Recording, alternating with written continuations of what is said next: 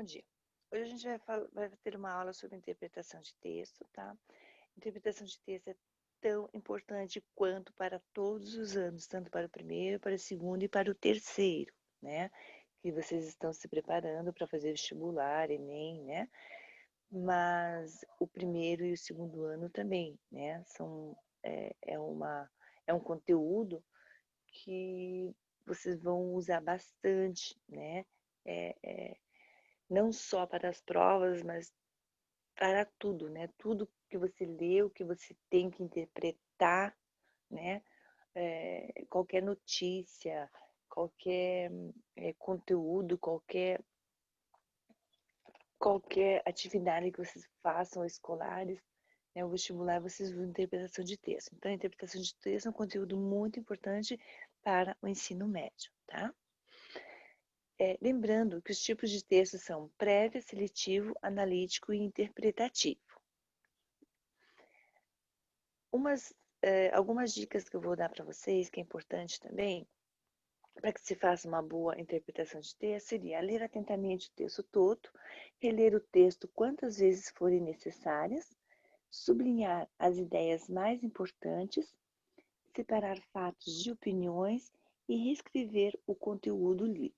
Reescrever o conteúdo lido quando vocês fazem um texto que você tem mais tempo, quando você faz uma interpretação de um trabalho escolar, né? Em casa, um dever de casa, ou na escola, quando você não tem aquele tempo restrito, né? Que você pede em vestibulares, concursos e Enem, né? Aí a forma de reescrever o texto, ele facilita mais para que você possa interpretar ele mais tarde. Nós temos o texto 1, uma questão da PUC do Paraná, diz assim: o menino viu a narrativa de um arqueiro que passou anos e anos treinando a arte de arco e flecha, até se tornar um especialista. Ao chegar a uma reunião com outros arqueiros, encontrou uma extensa parede com inúmeros alvos e flechas cravadas bem no centro deles. O arqueiro ficou impressionado. Não acreditava que uma única pessoa havia feito aquilo. Era uma proeza, uma multidão de flechas.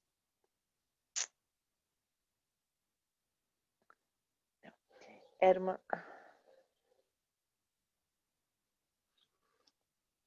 Não acreditava que uma única pessoa havia feito aquilo. Era uma proeza, uma multidão de flechas milimetricamente no centro dos alvos. Quem realizou aquele feito?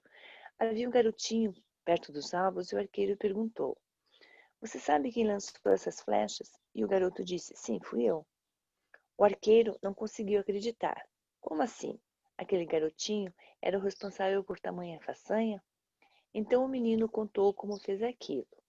Primeiro jogo a flecha e depois pinto o alvo ao redor. Os ditados populares e provérbios têm a propriedade de sintetizar interpretações sobre fatos da vida cotidiana, geralmente ilustradas por narrativas que contêm quebras de expectativa. Considerando essas informações, o possível provérbio que melhor sintetiza o texto é: não adianta chorar sobre o leite derramado, água mole em pedra dura, tanto bate até que fura.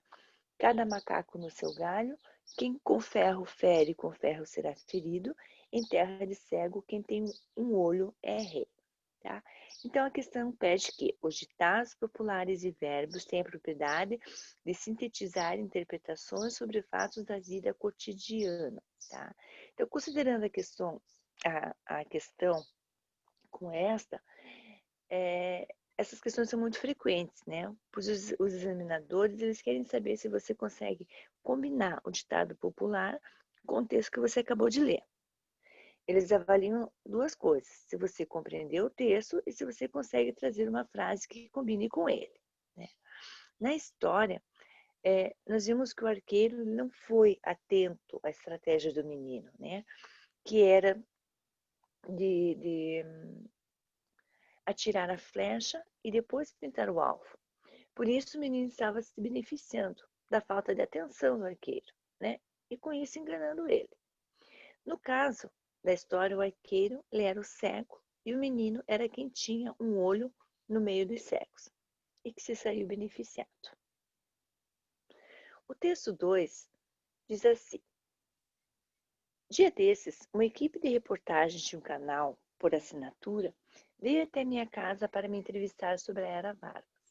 O repórter que conduziria a conversa advertiu-me antes de o operador ligar a câmera. Pense que o nosso telespectador típico é aquele sujeito esparramado no sofá com uma lata de cerveja numa mão e o controle remoto na outra, que esbarrou na nossa reportagem por acaso durante o intervalo de um filme de ação, detalhou. E é para esse cara que você vai falar. Pense nele como alguém com a idade mental de 14 anos. Sou cortês, mas tenho meus limites. Quase enxotei o colega porta fora, aos pontapés. Respirei fundo e procurei ser didático, sem me esforçar para parecer que estava falando com Homer Simpson, postado ali do outro lado da lente. Afinal, como pai de 2 crianças, acredito que há uma enorme distância entre o didatismo e o discurso toleirão, entre a clareza e a parvoíce. A questão de, segundo o repórter, o telespectador típico tem dificuldade para atender a Era Vargas, é imaturo, é capaz de entender qualquer explicação, evita mudar de canal ou busca informações históricas do acaso. Então, atente para esse enunciado da questão. Tá? Veja que, apesar do texto enfocar diversos aspectos e ter mais de um personagem, a pergunta é bem específica, né? E versa sobre quem é o telespectador típico. Né? Se a gente for eliminando as opções, né, a gente vai chegar na opção B. Ele é considerado imaturo. Né? Por quê? Porque, de acordo com o próprio texto, ele tem uma idade mental baixa, além de apresentar outros comportamentos que podem reforçar isso. Né? Então, segundo o jornalista, o telespectador típico deve ser imaginado como alguém com uma idade mental de 14 anos, ainda que ele seja adulto. Né? Então, nós temos ele como letra B, opção B, ele é imaturo. O texto 3, a gente tem um cartoon. Tá? Examine o cartoon. O efeito de humor presente no cartoon decorre principalmente da... Então, nós temos ali dois homens conversando, né? Um deles diz, o GPS não vai resolver nosso problema de localização linguística, tá? Observe, não apenas, tá? Quando a gente vai ver um cartoon, observar não apenas a linguagem verbal, e sim a não verbal também, né? A imagem e tudo aquilo que contribui para a compreensão do texto. Você vai identificar que os homens são brasileiros, né? Mas eles estão em outro país, né? Estão vendo ali a Torre Eiffel aqui do lado, né? Com o telefone na mão e aparentemente eles estão perdidos. Então, eu digo assim, semelhança entre a linguagem de língua de origem local, a falha de comunicação causada pelo uso do aparelho eletrônico, falta de habilidade do personagem operar o localizador geográfico, ou uma discrepância, né, uma desigualdade, uma diferença de situar-se geograficamente e dominar o idioma local. Incerteza sobre o nome do ponto de turístico onde os personagens se encontram. Tá? Então, se eles estão em Paris, né, e o GPS não vai resolver porque não fala inglês, né? Então, como o GPS não fala inglês, ou seja, o problema deles continua. E eles vão continuar perdidos, né? Continuarão perdidos nos dois sentidos, tanto na língua quanto geograficamente. Então, a opção é a letra D, né? A discrepância entre situar-se geograficamente e dominar o idioma local, né? A desigualdade geograficamente e a desigualdade do idioma. A quarta e última questão é uma fábula, né? Fábula é o quê? É uma narrativa curta, em prosa, pode ser em verbo, né? Em que os personagens dos animais, eles agem como seres humanos e ilustram sempre no final uma moral na história, né? Vocês devem lembrar da historinha da cigarra e a formiga, do leão ratinho, a raposa e as uvas, né? Então, a fábula sempre tem uma moral na história, né? Os animais, eles são personagens, né, que possuem características humanas, né, como uma ganância, uma inveja, uma preguiça, sabedoria, astúcia, né? Então, por meio dessas características, esses personagens movimentam-se, né? E a história desenrola-se, levando à construção de ensinamento, né? De um fundo moral. Acho que assim, enquanto fugia de caçadores, uma raposa viu um lenhador e lhe pediu que a escondesse. Ele sugeriu que ela entrasse em sua cabana e se ocultasse lá dentro. Não muito tempo depois, vieram os caçadores e perguntaram ao lenhador se ele tinha visto uma raposa passar por ali. Em voz alta, ele negou tê-la visto, mas com a mão fez gestos indicando onde ela estava escondida. Entretanto, como eles não prestaram atenção nos seus gestos, deram crédito às suas palavras. Ao constatar que eles já estavam longe, a raposa saiu em silêncio e foi indo embora. E o lenhador se pôs a repreendê-la, pois ela, salva por ele, não lhe dera nem uma palavra de gratidão.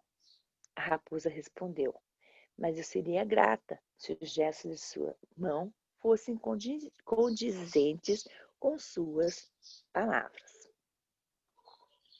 A moral mais apropriada para fechar a fábula seria: essa fábula pode ser dita a propósito de homens desventurados que, quando estão em situações embaraçosas, rezam para encontrar uma saída, mas assim que encontram, procuram evitá-las.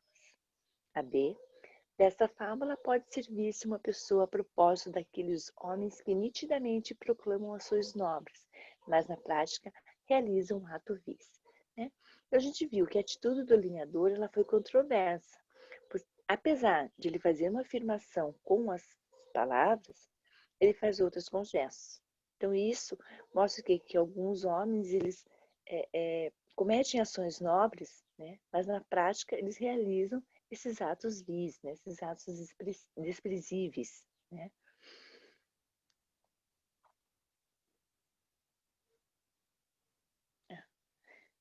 Então, esse aqui é o último texto. Na próxima aula, a gente vai trabalhar mais, vou trazer mais alguns textos para a gente interpretar, ok?